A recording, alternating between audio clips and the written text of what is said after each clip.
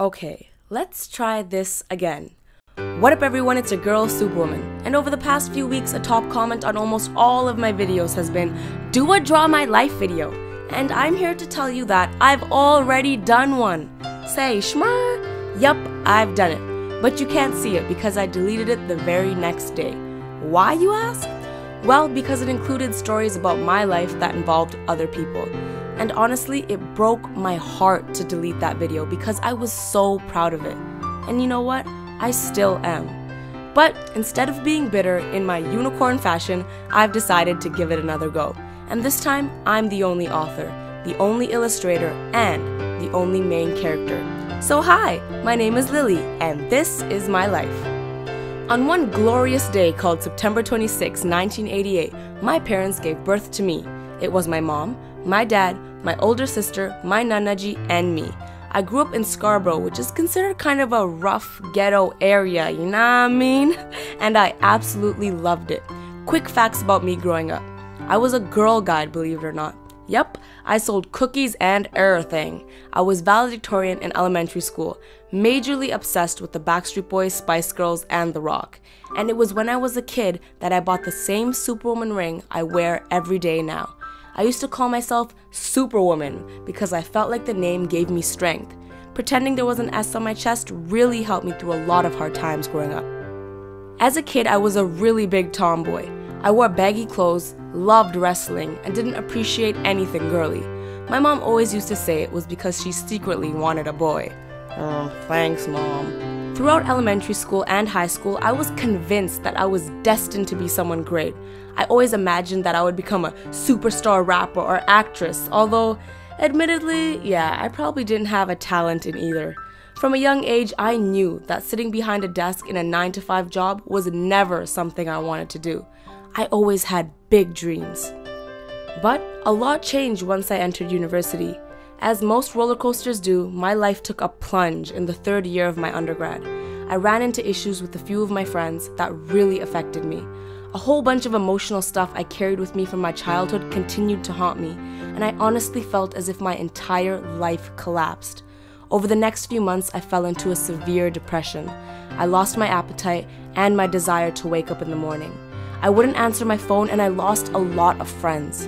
I had no goals, no aspirations, and no motivation.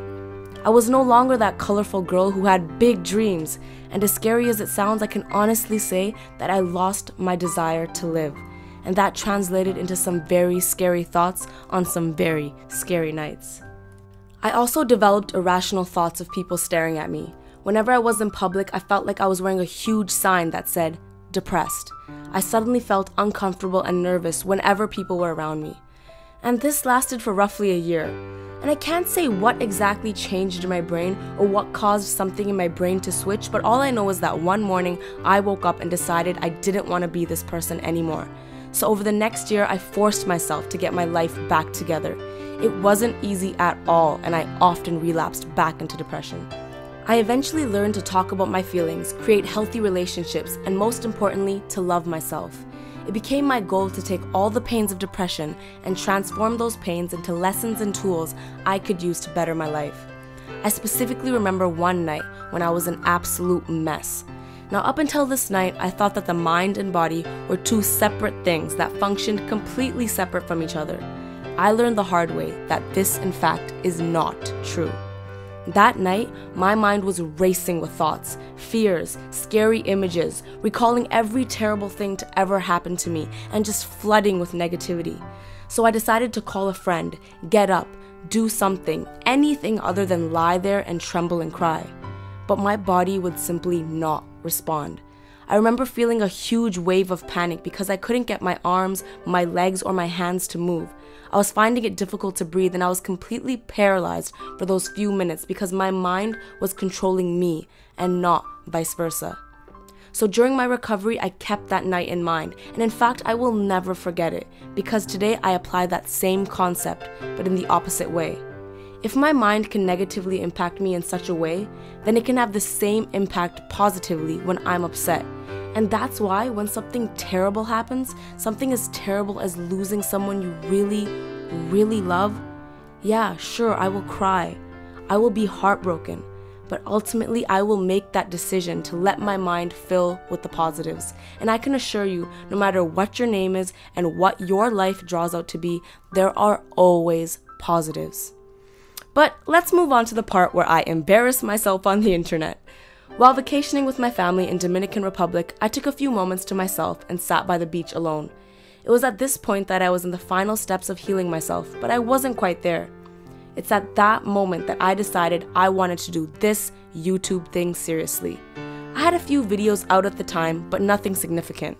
On that night, I told myself that if my video could be the reason someone's bad day turns good, or the reason someone upset smiles, then all my efforts would be worth it.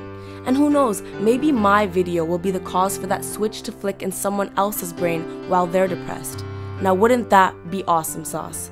So I came back home, and since then I've been on this YouTube journey.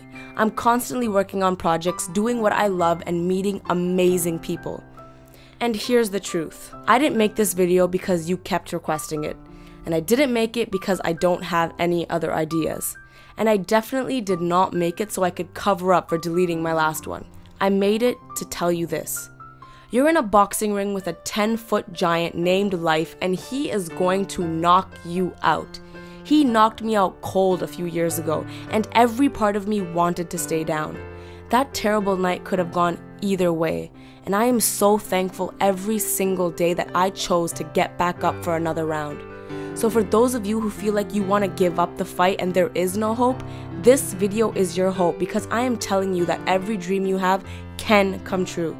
In the most modest way possible, I'm about to hit 700,000 subscribers.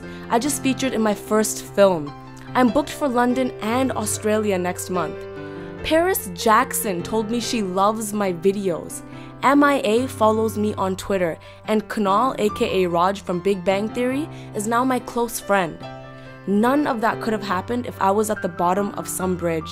This is not a fictional story. This is not a commercial. This is my real life.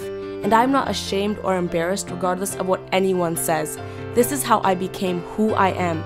And I promise you, this video will never get taken down.